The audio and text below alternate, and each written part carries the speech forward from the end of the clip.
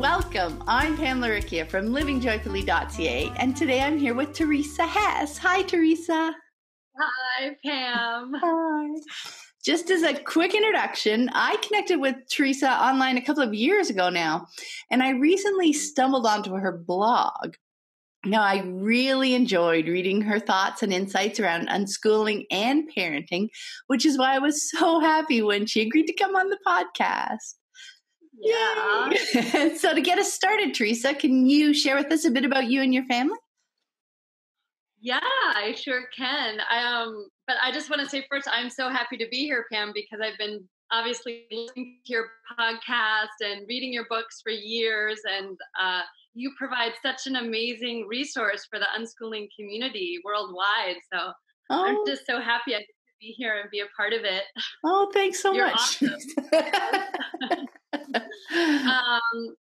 So about me and my family, it's 5 of us, my husband and myself and our 3 daughters. And we live on an island north of Seattle, about 40 minutes north of Seattle in Washington State. And we live actually in a little co-housing community here. So we have a small condo that's just 2 bedrooms, 1 bath, all of 5 of us in this space that's about 670 square feet.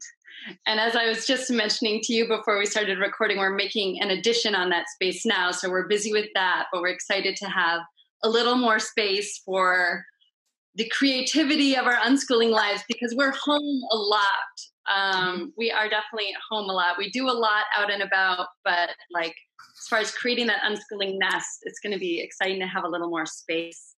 And it's fun to be in our co-housing community there too, because that just adds a whole other layer to our lives of people to learn from and be involved with. My husband is a therapeutic body worker. He has a little office just a few blocks from our house. So that's nice. He can plan his work schedule with a little bit of flexibility if he needs to, since he runs his own business. And most days he comes home for lunch and we get to see him during the day too. So we try to keep our lives it's all really simple and close to home in that way. A lot of people on the island where we live commute into Seattle for work. Mm-hmm. And so we're really lucky to be able to keep it all close and together right at home in our little town. My husband and I met actually in a Zen monastery in Japan. So we did a bunch of meditation and such there. And it was actually a fabulous preparation for unschooling, I think, in a way, because the work we were doing there with our teacher was so much about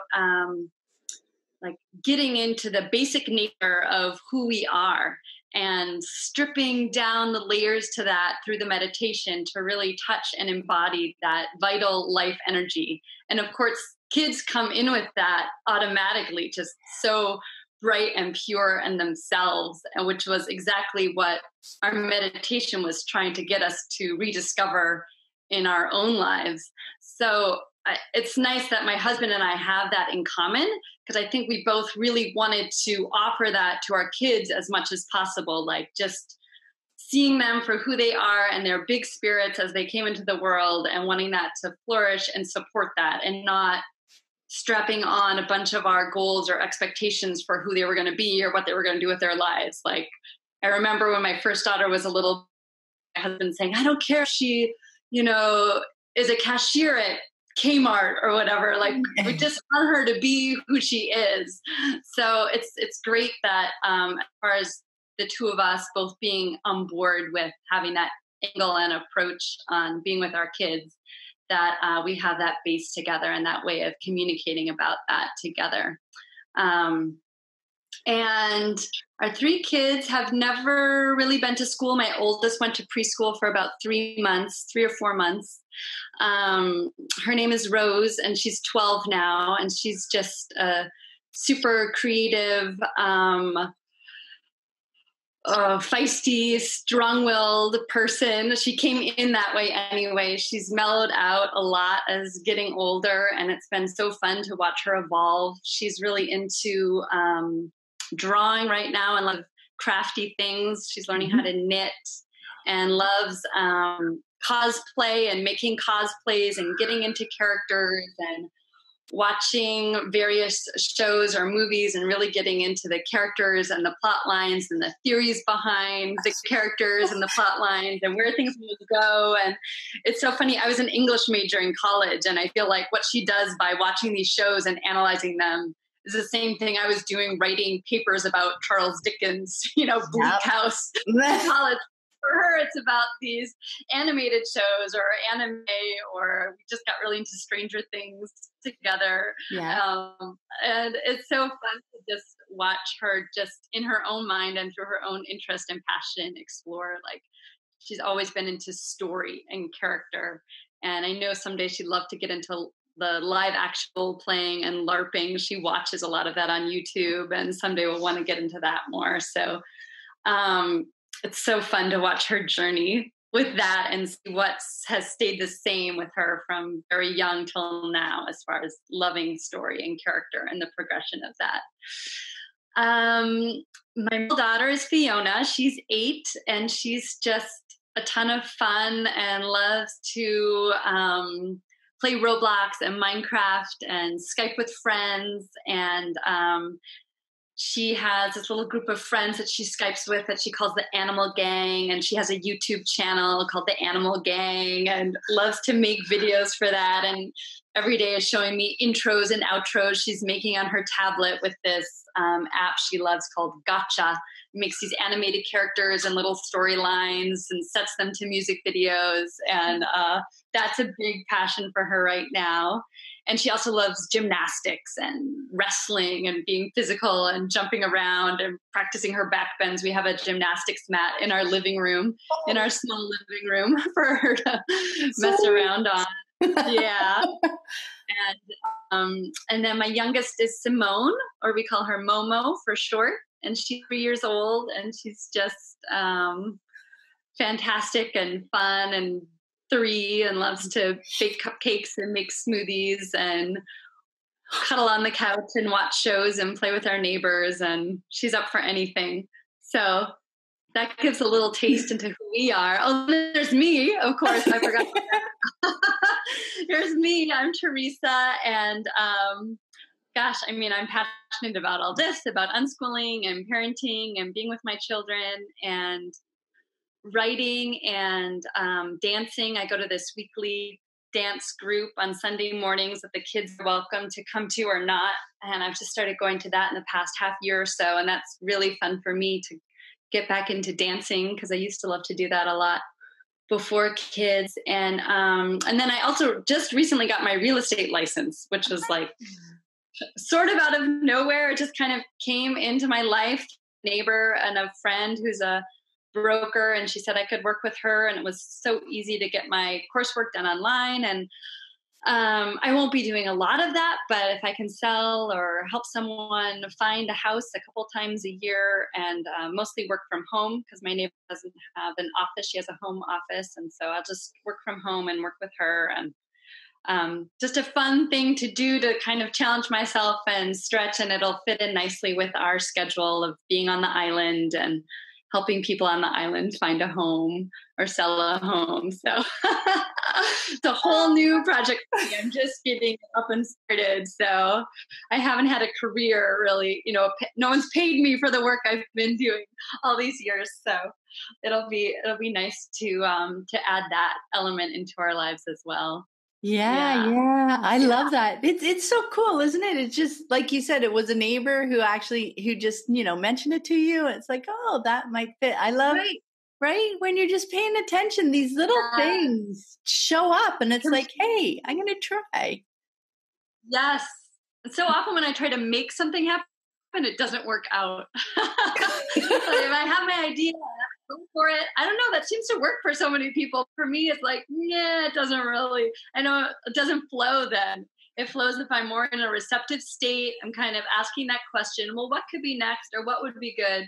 And then listening for the answers and the cues, and I'm following that more than trying to push my will onto what's happening. I know. Yeah. It's so true. And I've journaled about that many times over the years. Yes. it's been my discovery too, because it's like, well, I should, just do it, go after it. You can make it happen. Those kinds of messages that are encouraging, yet Totally. when you're pushing and pushing, it really doesn't, for me anyway, doesn't create a good atmosphere for things to flow, right? And it is so huge for me, hard. It's getting easier with experience, but because it feels like you're giving up, right? It's like, well, don't give up on the thing, but be open to how it might flow in. It might look different. Like your dance class that flowed in looks like that kind of dancing, which is different than I imagine than the kind of dancing you did before, but it's nicely connected, right? Same how maybe real estate's a new thing, but it's connecting so well to your lifestyle that it flowed in, and it's like, okay, I'm going to try this because it seems to fit with where we are, right? So it so much feels like giving up. But if instead I think of it as being more open to things, things flow in that I could never have imagined. And they're great too. Right? Yes. The real estate was totally like that for me. And I had to keep checking myself. Wait, am I not courageous enough to go after what I really want? Or is but no, it's not that at all. Like, this just feels right, even though it's not something I ever really envisioned or imagined or anything like that. So I love to be surprised by that. And if I look back at my life, it feels like oftentimes the most profound and wonderful things that have happened to me came to me in that unexpected way. So I love just trusting that and riding the wave of that, because it's brought the most fantastic things in over and over. Yeah. I know, right? It's that trust. It's that shift to trust and understanding that it's not giving up, really. Because that's us judging ourselves. Right? It's still us judging ourselves through a different kind of lens. And that's the lens that we're kind of trying to, that helps to change up or to refocus that on trust and being open to seeing, because if we're seeing other things as they flow in, because if we're not open to that, them mentioning that in conversation just flies over our head and nothing else happens, right? That flyer about something, it's like, oh yeah, look, there's a dance class. Off I go to what it was I was really trying to do when I came out today or whatever, right? Right. Yes. Yeah. I love that.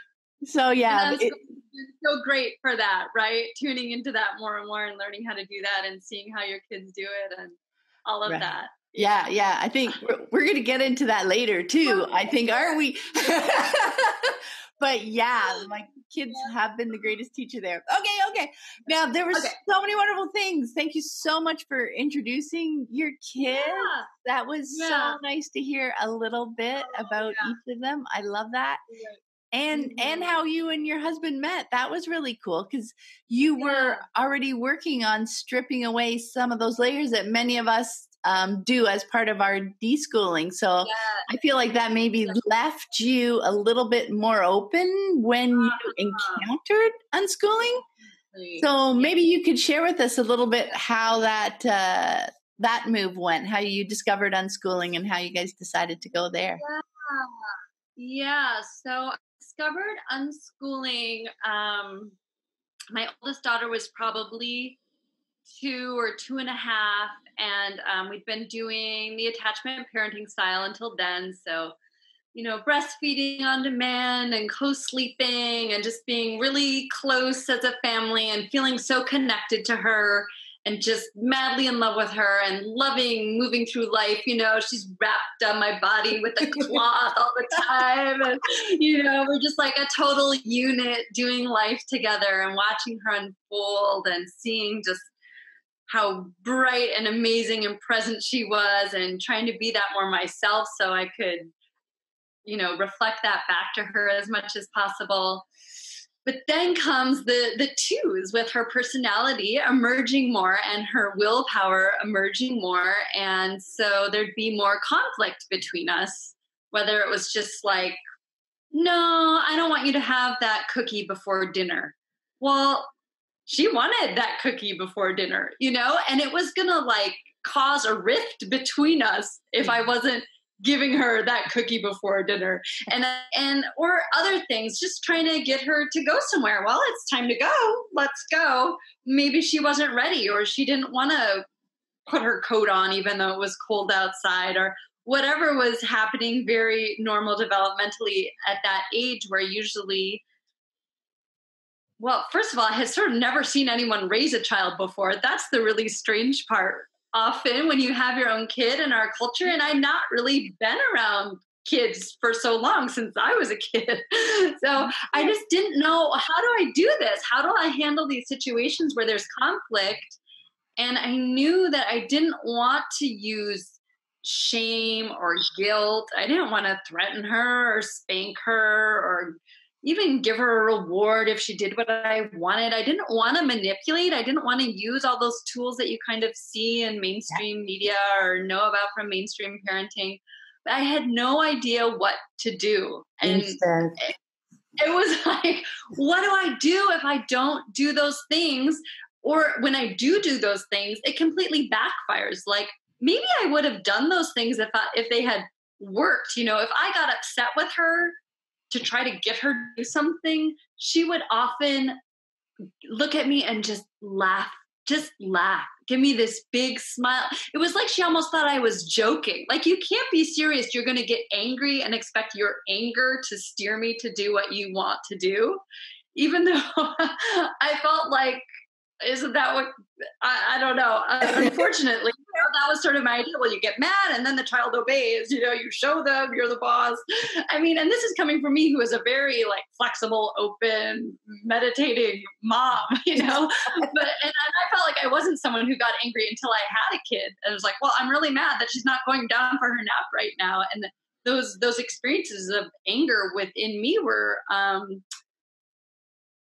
they weren't something that I had dealt with much before. So I was surprised to see myself feeling those things. And I didn't like how it felt. And it didn't work to have her do what I wanted her to do. And it didn't work for our relationship because it would break us apart.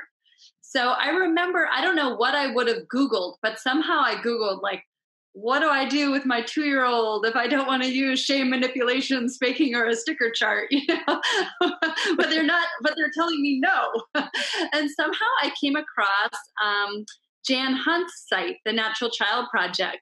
Yeah. And that was such a lifeline for me. And she had so many wonderful articles on there about exactly those things, like why not to spank or what to do when your child says no. And it was like, see the world from their perspective and really get down with them at their eye level and communicate about these things. And I just remember going back to that site over and over. And she also had links on there to Joyce Federal's site and Sandra Dodd's site, I believe. And that's how I first learned about the term unschooling. So I definitely came to it at a time of trying to figure out how to parent peacefully, more than academic school system isn't working out. So what else do we do? My doorway was definitely through how to relate to my kid in a way that felt good and kept that connection and that unity between us. Unity, but also let her be her own person. Yeah. So, that's how I first discovered the term. And then even as I read in those sites, though, I know that I was still holding back about certain things like food or media use. Like, I wasn't ready to just let her do what she wanted with all of that yet. But it did help me in a lot of problem solving with her and just moving more peacefully through our days together. And then as she got a little bit older, I definitely had always thought about homeschooling. I think even since she was a little baby, because I just loved her so much. I loved being with her. I couldn't really imagine passing her off for a day to be with people that I didn't know very well, that didn't know her, that didn't understand, her ways of communicating. And So I always sort of had it in the back of my mind to homeschool, and then finding the unschooling through the peaceful parenting angle. And then we did try a preschool for a few months, mostly because I was looking for community. And I felt isolated being at home with her, and everybody I knew was putting their kids in preschool and school. And I wanted us to be with other families and be with other parents, but that no one else wanted to do what I wanted to do, which was just all hang out with our kids together and let them play. And, I don't know, for some reason.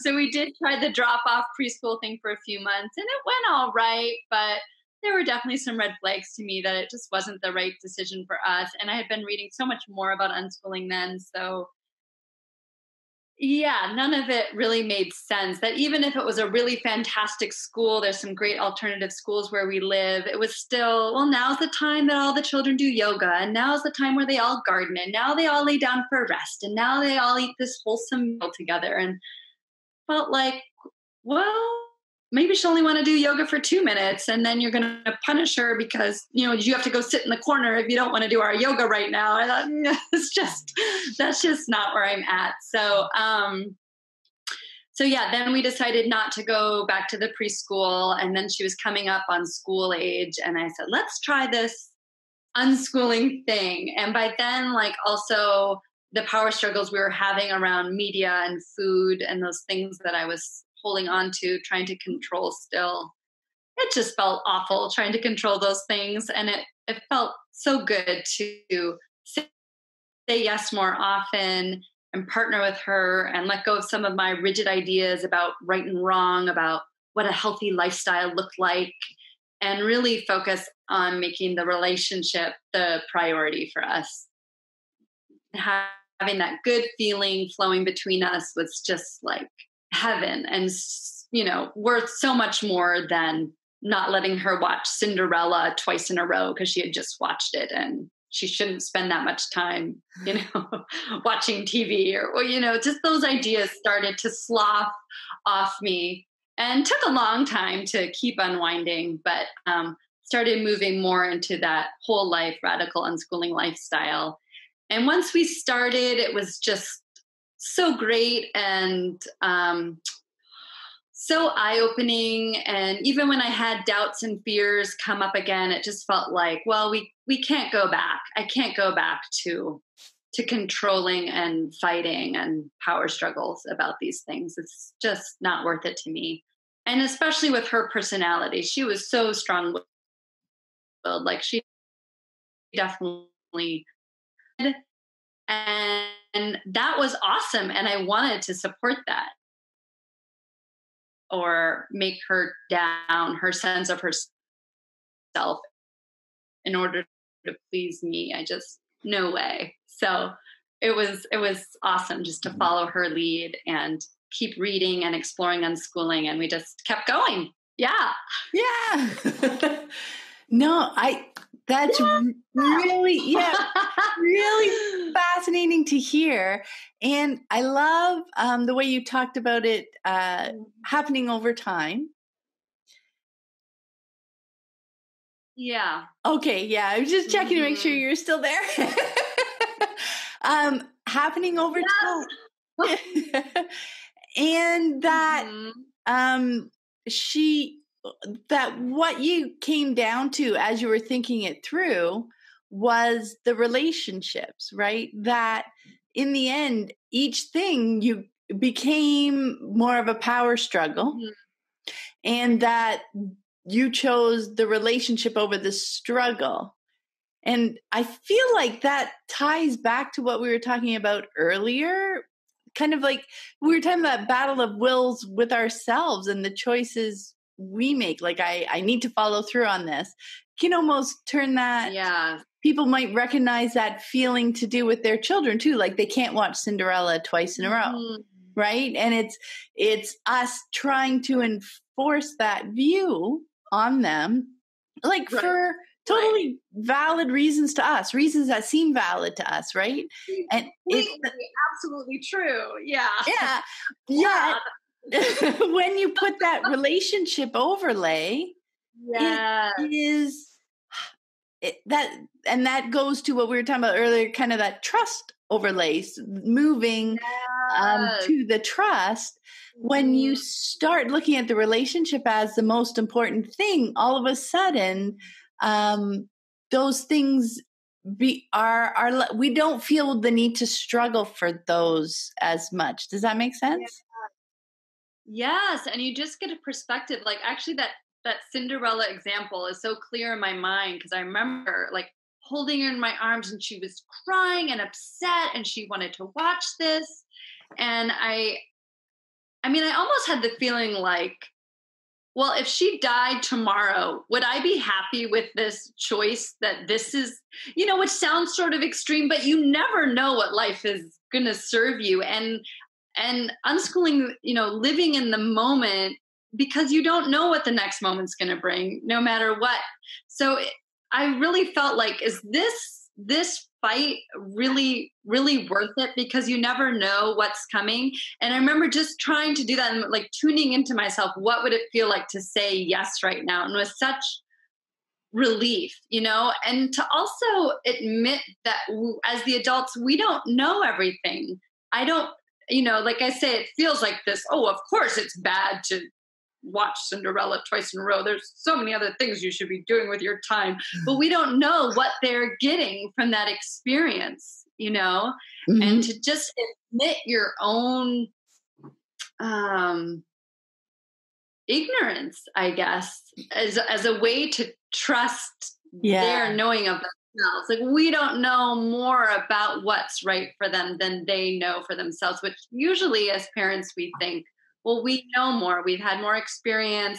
We've lived. We've made right and wrong choices. So therefore, that gives us permission to make choices for the kid because we know more than they do. But we don't. We can't really get into the mind of another human being. And who knows what about that storyline or that music in the show or what magic she was loving. Like, why get in the way of her trusting herself that she knew she needed more of that than I thought she needed.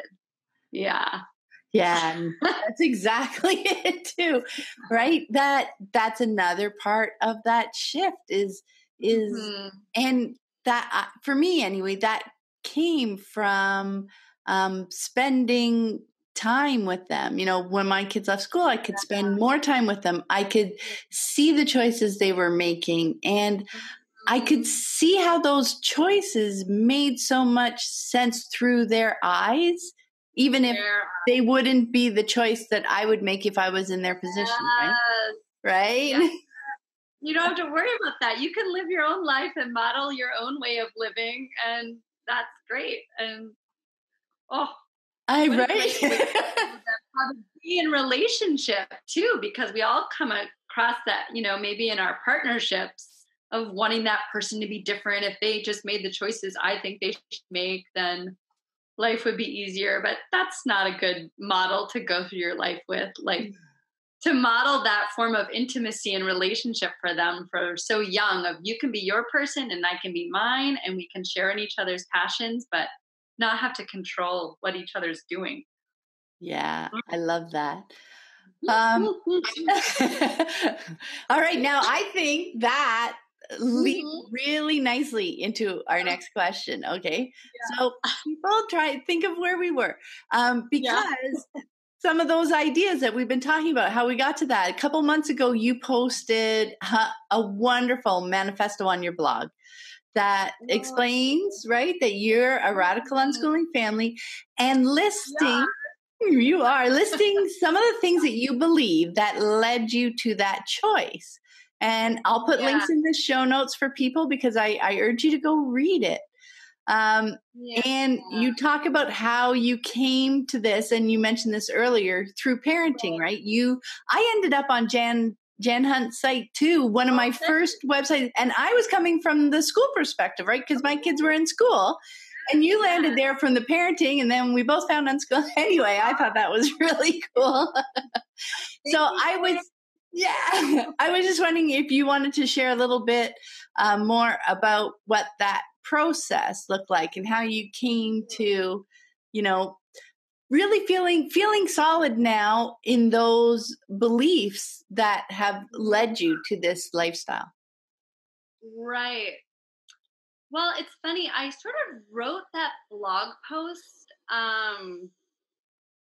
several months before I posted it. Yeah. I was sort of scared to post it for a while. I know that feeling. I wrote it at a time I was sort of feeling doubtful about some choices that we were making, and I needed to remember why I was doing what I was doing. So it's like I needed to sort of talk myself back to what the core of this is for me, because like I say, in the beginning, I was looking into schools and alternative schools because I was really longing for community. Community is like such a big thing for me, and it always has been, whether it was like community at the monastery of like-minded people getting together and focusing on something, or in high school and college, I was involved in theater, and I just loved being with the people and creating something together. So partly what's been so hard for me with unschooling has been the fact that like no one around me in my daily life is living the type of unschooling lifestyle we are living. Yeah. And that's why it's so nice to like talk to you today. But so that blog post came out of like, I just needed to say it again, even if it was to myself on my blog, like a journal entry. And I think just the act of writing that really helped I'm sure there'll be more, but at that time, some layers of doubt I was having just dissolve off of me, because it took me just one step more into voicing and owning what I care about without feeling a little bit ashamed or a little bit like, well, we're making these choices that are sort of unusual, but I'll try to hide it a little bit to keep other people more comfortable, or essentially to try to keep myself more comfortable, being worried about maybe other people's judgments. Or I think I wrote that post when I felt like I had been judged, by a neighbor, an acquaintance, just being around moms who are always sort of monitoring, what their kids are doing or eating or watching or saying or playing. It can seep in sometimes and make me feel like, are they right? Am I, No, really, yeah. I'm doing something different here. And I think it's radical and necessary what we're doing, but I can start to forget. So that blog post was just a way for me to remember and like step into my own voice and knowing more. And no, I can't even remember what exactly the question was. I think it was about...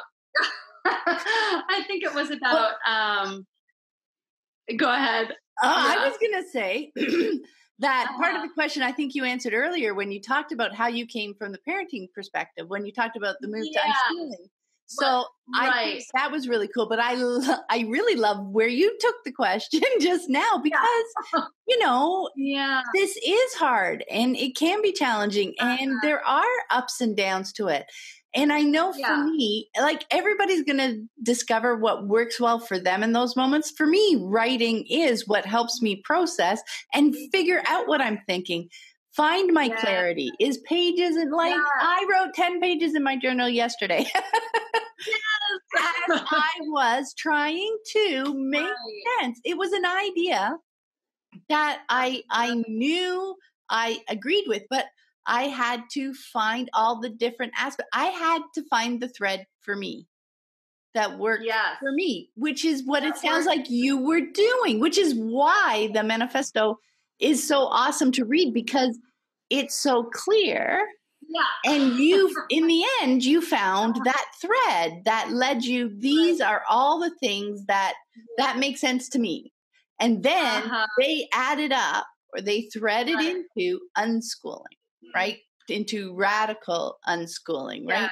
So in those moments, like I did that many times over the years, when something's feeling off, when we've had an encounter, when you're feeling judged, like any of those moments that can knock us off, it's okay. Like that's going to happen. That doesn't mean you're a bad unschooler just because, you get knocked off center for a little bit. but finding these ways that help us recenter, that help us, that remind us of those fundamental motivations and reasons why we made this choice in the first place can be so valuable, right? Yes, and to just shout it from the rooftop on your blog, even if no one's reading it. No, but and then I was going to say another piece that I come to then with that is that I circle around and I'm almost like grateful for these people that maybe were naysaying or judging, or that was my interpretation of what they were saying, because that gave me the opportunity to step more fully into my own knowing and my own confidence, rather than, well, if only they were doing what I was doing, then I'd feel better about what I was doing. You know, I don't have to put the responsibility on anyone else. There really is this well within me that knows, that feels this on a like guttural, instinctual, yes, resounding level. And it's like, thank you for reminding me that I'm still wavering and I don't need to. I can like step with both feet right on what I know again and remind myself. So like that's sometimes I really get like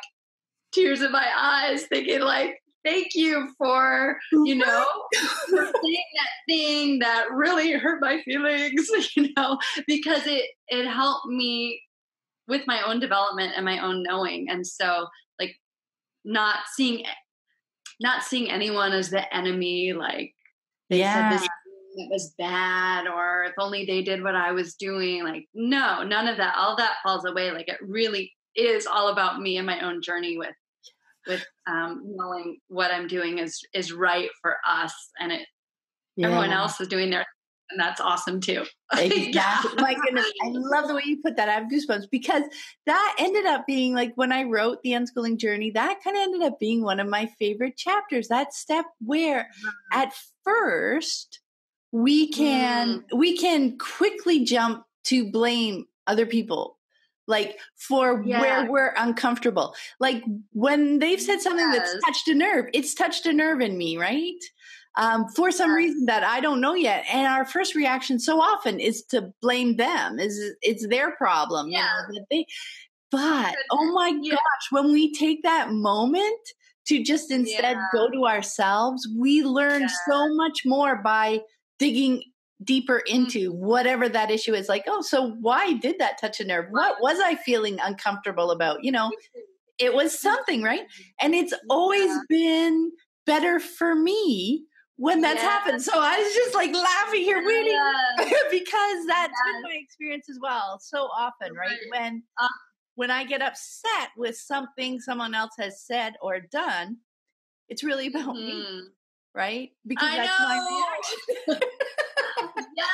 And that's my opportunity. I can either, you know, choose to get mad at them about it. I can choose to, you know, talk behind their back. I can choose to cut them off. I can make all these choices that blame them for my reaction to whatever it is they said. But like you said, what they're saying is what's true for them in that moment on their journey, because their journey has nothing to do with me. So my reaction has to do with me and my journey.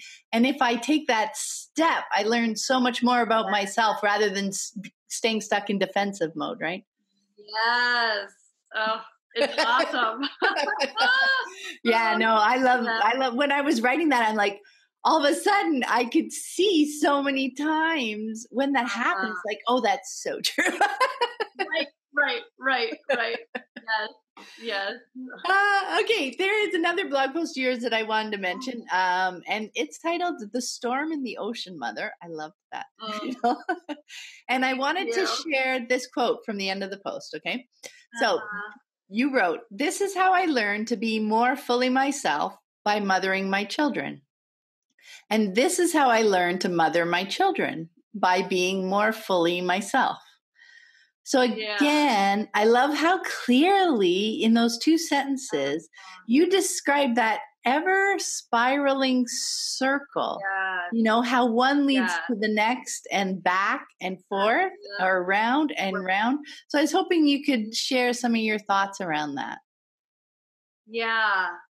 In that post, I was really kind of focusing on this emotional life of our kids. And There's this phrase going around, emotional intelligence. I remember when my oldest was a baby, seeing a friend who also had a baby, like how to raise emotionally intelligent children. And I thought, I have no idea what that phrase even means, but like the emotions of our kids are just, my kids at least, I think most kids, right? They're just out there. And when they're upset and they're crying. And when they're happy, they're just zoom, like bouncing off the walls, and and seeing them in their natural emotional expressiveness it's just so inspiring, and then it can also be so overwhelming because we don't always know how to respond to their big emotions because who knows, for a variety of reasons, maybe our big emotions weren't, our parents didn't know how to respond to ours. So there's a lot of shutting down of emotion that I see happening in mainstream parenting. Like a kid falls and gets hurt and it's like, oh, no, you're okay. Don't cry. Or, a kid's so happy they're running around. It's like, okay, can you just keep it quiet? Just calm down. And I just feel like I've been learning a lot about how to feel my own emotions by watching my kids feel theirs.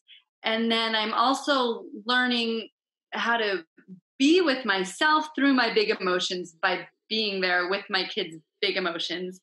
And I feel like I'm able to be with my kids' big emotions better the more I am able to fully feel and be with my own big emotions. So, and emotions just aren't, I don't know. I wish they were talked about more. I think they're so vital. Like I find that more and more. I feel like emotions aren't just something to kind of be felt and gotten over quickly. I think they're really there to be listened to. Like our emotions are our guides for how to live our lives, and they help us tap into our inner compass of which direction do I go next. And if we let them, I think it's easy to come in with the rational mind and think about what would be the best choice. But as far as like tuning in and really feeling it, like this feels right to me or this doesn't, that can be hard to know and feel out in yourself. So yeah, in that post, I was thinking about these emotions, and I don't think I did it as well for my first kid. It's been like a really long journey of like, if a kid is having a tantrum or feeling really upset about something that to our adult rational mind doesn't seem like that big of a deal, to really let them feel it rather than trying to talk them out of feeling it. Like totally validate where they are and hold it and hold them and just be present, and then at the same time, to slowly feel out when they might be ready to think about a solution or a next step or not. Like they'll get there on their own when they're ready for it. But it can be so uncomfortable sometimes to be around their difficult emotions that you're just like, stop, just don't feel that or don't emote that.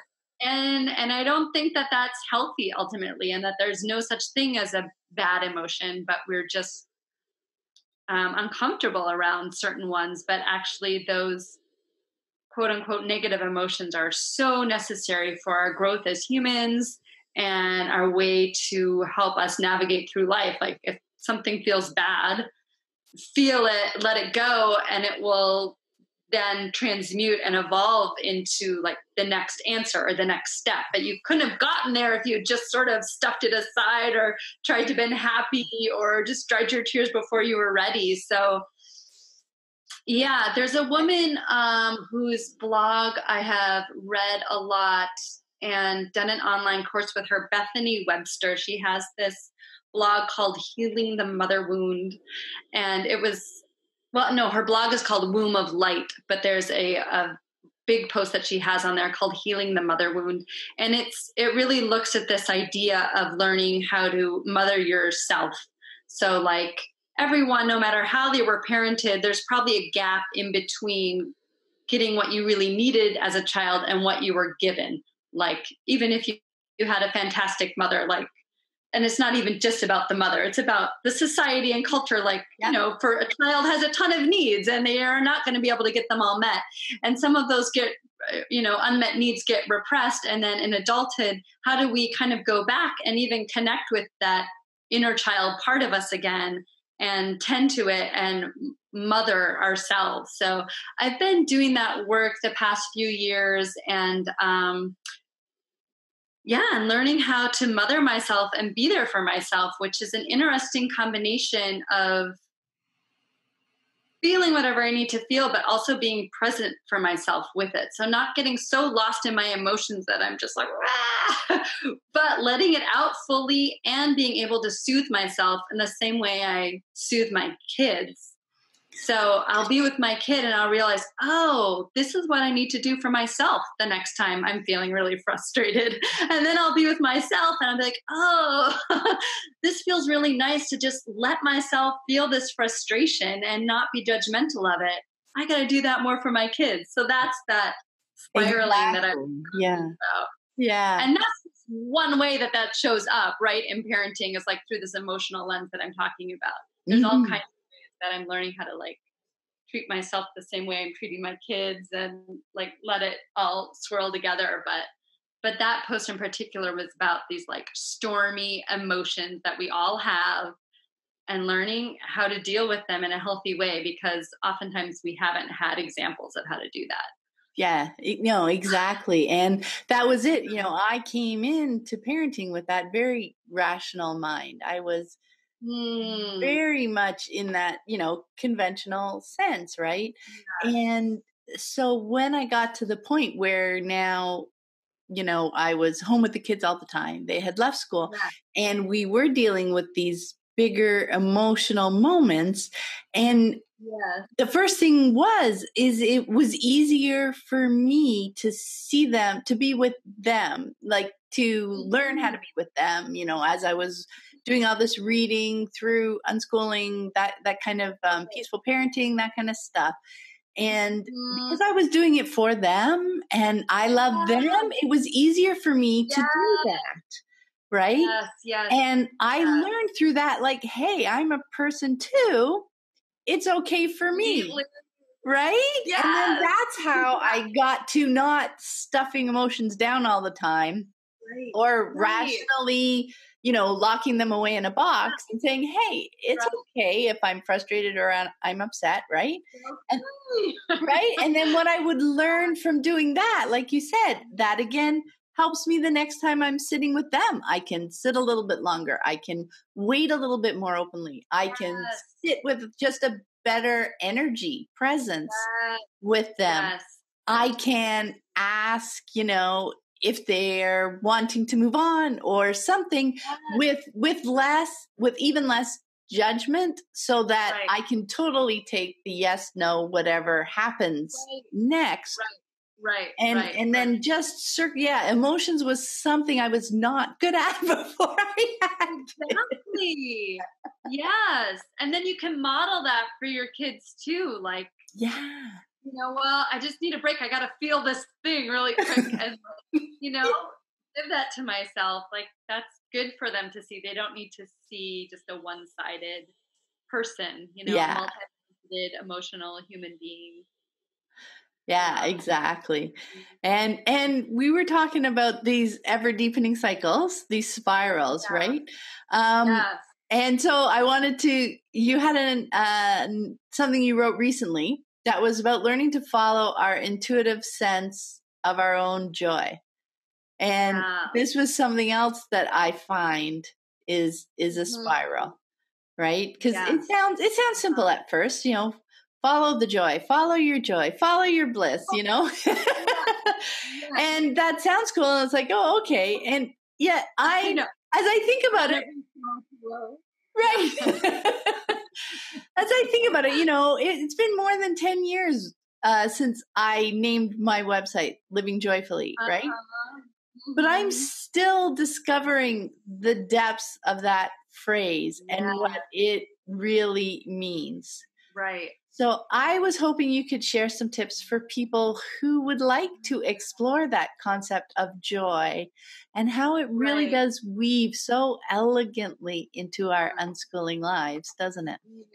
Yeah. It's funny. I remember like getting started on the unschooling journey, and with your site is Living Joyfully, and Joyce Federal's site is Joyfully Rejoicing or something. Joyce, I know. Yeah. God often uses, peace, connection, and joy, this joy-filled life. And I was like, what are these people talking about? Right? I'm a fairly happy, upbeat person, but it was like joy just seemed like so over the top, big or flashy, or like this golden stream of light coming down on you. Like I'm just constantly in this golden stream of light through my days, and I didn't really understand it as a day-to-day way of being at first. It didn't make sense. And it was like, I'm supposed to have joy while I'm washing the dishes for the 10th time today and changing dirty diapers and stepping on Legos, Yeah. But it's like, yeah, you can have joy while you're washing dirty dishes and stepping on Legos and, and being with your kids and sweeping up the crumbs. But it's like, how do you get there? I feel like lately I'm feeling more that joy is our natural way of being. Actually, it's like our birthright. Like there's this realm of joy that's always there for us to access. And like I tried to say in that post, it's not necessarily just joy as this big, robust, sparkling, golden stream of light joy. It can just be a really simple, quiet, I'm connected to myself right now. I'm aligned with who I really am. I have less weight on me right now. I have less worry. I feel content. I feel involved. I feel present and connected with my kids. That's joy. It can be really, really simple, but really touching at the same time. And again, it's so amazing. We have these kids in our lives that are living from that place unencumbered so much of the time. So as much as they have all those big, strong, negative emotions that we were just talking about, they also just have this aliveness and this vibrancy and this joyfulness that can help us remember how to connect to that in ourselves again. And we were talking about giving ourselves permission to feel what we need to feel. It's like giving ourselves permission to connect with our own joy again, the same way we're supporting our kids' interests and making sure we have their favorite foods around and looking for things that'll light them up and bringing more of that into their life. It's like, oh, of course I should be doing that for me too. I think that took me a while because there's sort of this unschooling rule of always say yes to the kids, and I think it's a really great idea to play with to get you out of saying your arbitrary no's and your habitual no's, is seeing how to say yes to them. But you can't forget about saying yes to yourself within that either, or jump so quickly into giving to them that you're overextending yourself. And really, it's a lifestyle about finding that harmony and that flow for everyone in the family and everyone's needs. And so, I mean, for me now, I'll just sometimes in the shower in the morning or something, I'll just sort of try to ask myself, well, what would feel good to me today? What would feel good? What would I like to do? And try to find little pieces, little ways to do more of that. It sounds so simple, but it can be something that we negate doing when we're busy in that act of caregiving and looking out for others and prioritizing their needs and learning and everything like that. But and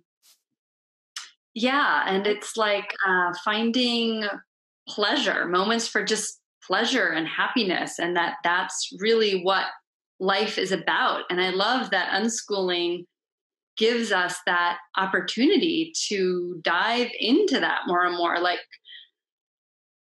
It's like the academics and the learning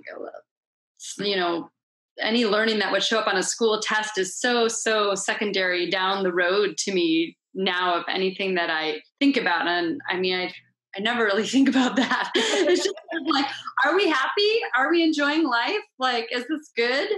And then if the answer is yes, then that's great.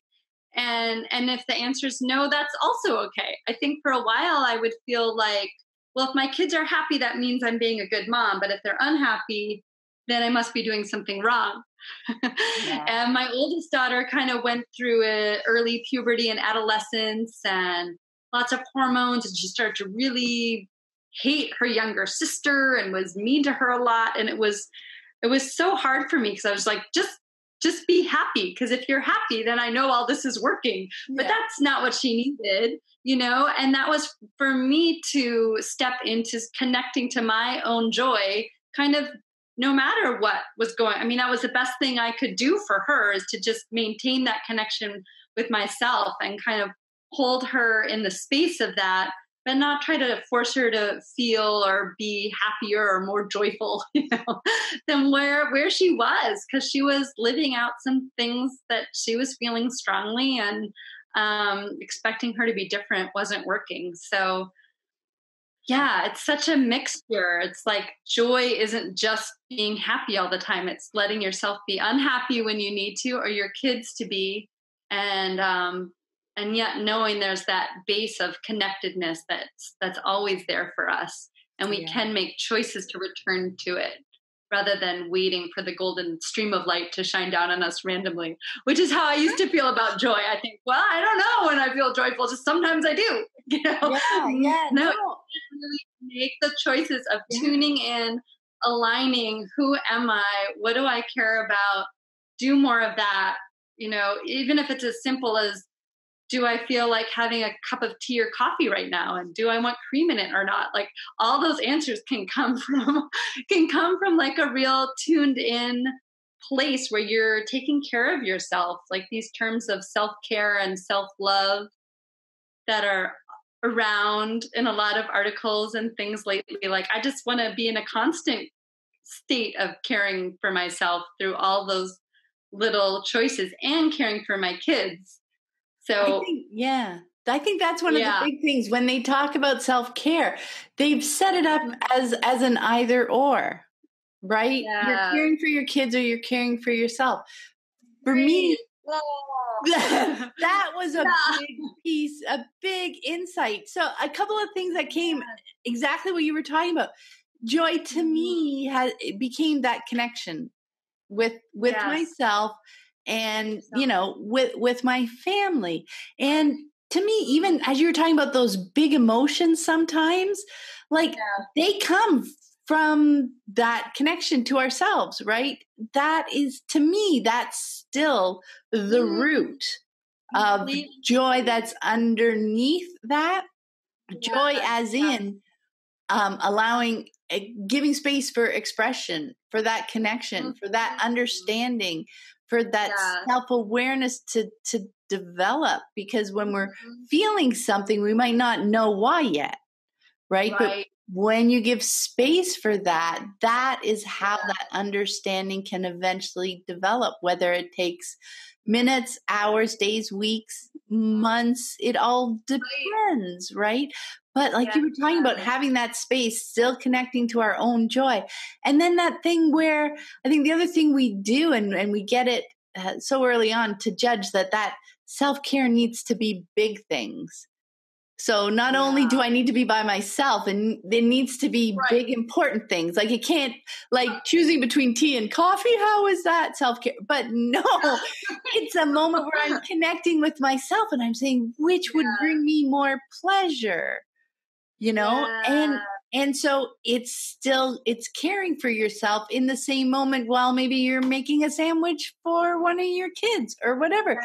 It's just having yourself also in your mind, I think, and knowing that at each moment I'm making the choice that I'm making, and it's my choice. Like that wells up the joy. If my choice is that I'm helping them do this and I'm helping them do that, and after I'm going to, maybe do this.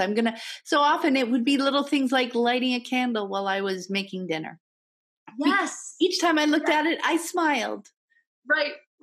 I reminded myself that I'm here, I'm in this place, I'm making this choice, boom, and I kept stirring. You know what I mean? Yes. But it's finding that connection for you and understanding yourself. And again, back to that self-care, but not in the more conventional way they mean it.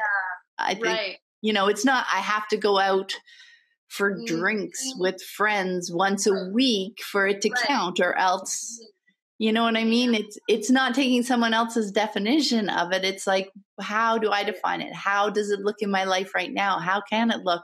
It doesn't have to be me or them. How can the things that bring a little smile to my face, remind me to jump into this moment? How can they be there while I'm living my life with my family? You know? Right. Yes. Yeah, I love your example of lighting the candle while you make dinner, or something like where you could approach it so easily as, oh, I got to do this again. There's a sink full of dirty dishes, but just turn on my favorite song, and I don't have to do all the dishes. I'll just do it while it feels good, and before you know it, they're done or something. But to try, I try to never do anything I don't feel like doing. Like either make it so I am enjoying it, or choose not to do it and find an alternative. Right. Well, that's it though. That's back to touching base with yourself again, right? It's back to connecting with yourself. Okay. Like the dishes are piling up. Maybe there is a moment. There's a time when, right now it doesn't feel good. Right now I don't want to do it, but so a couple of days later, whenever there's a moment where it's kind of back to that trust again, right? Yes. Where maybe I will say, oh, you know what? In this moment, I want to get the dishes done. I want to get some of the dishes done. I want to get enough dishes to cook dinner tonight. Or, so often there was a time when Michael loved to build contraptions in the sink with dishes and pots and everything and turn the water on and see how it flowed through them in there. Maybe he was doing that and we kind of turned that into dish. Like, you never know what's going to come up. Just because you don't feel like doing them in this moment doesn't mean you will never, ever feel like it again, right? It's not about forcing yourself to do things you don't want to do. Because you have to. Yeah. Oh, I love that. Okay, so what is your favorite thing about your unschooling days right now? Oh, that was a hard question because I don't know. I just love our lifestyle so much. It's like everything that we've talked about in this conversation so far is what I love about it. I just love having the space and the time to be together and get to know ourselves and each other. It's just so precious. Like, what else could be more important than that? I can't think of anything. It's back to the relationships and the connecting again. It's just, it's brilliant. I don't know. We're so lucky, it's such a privilege and a luxury to be able to live that way. And I'm just so happy that, that we've encountered this lifestyle. I'm so thankful for the internet. Like, I never would have gotten here without that. Like, I wouldn't have known what to do if I hadn't found Jan Hunt's website, really, or to have people that are further down the path saying, it's okay. Like, you can be kind and generous with your kids and they will be wonderful human beings, because so many people parent from that place of, well, in order to make them wonderful human beings, I have to make them do X, Y, and Z that they don't want to do right now. And that doesn't feel right to me at all, but it's so wonderful to have the resources of people who are more experienced spelling that out for us. So yeah, my favorite part of our unschooling days is just being together, just getting to know myself, just loving my children so much and having this time together. So many people talk about the years going so fast, or, like looking at an old picture when their kid was 2 and now their kid's 10, and where did the time go? I don't really have that feeling about things. And not to say I won't at some point, but I feel like we're really living our lives together. They're not just flashing by. Like, we're not busy. We're just, here together doing what we love. We're not too stressed out, except if we're making an addition on the home right now. Or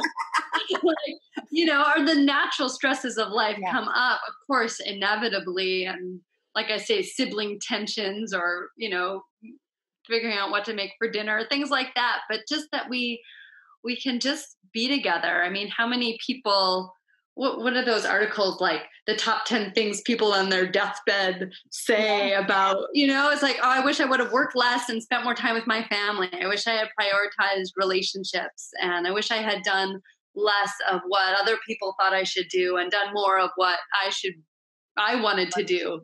And I'm just like so grateful that we're in that from day one as a family.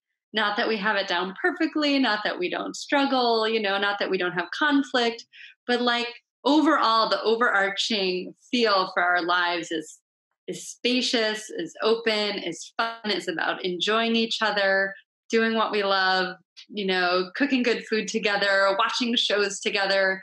Nothing's off limits. Nothing's bad. Like talking about those power struggles earlier, I can't imagine living like 18 years with my child in my house, like having those power struggles constantly over different things as they got older. Like, my oldest will say to me, well, I don't know what we'd fight about, Mom. We just, as she knows the stereotypes of teenagers fighting about things, and she'll be a teen here in a few months. It's like, well, it's so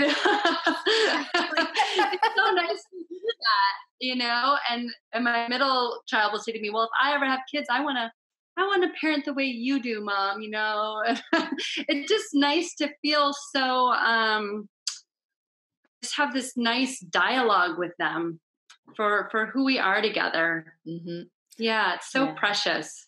So, and like I say, that's the priority. Like, if anything else, I don't know what it would come in the way of that. I just would find a way back to that open connection, no matter what, if I was able. Yeah.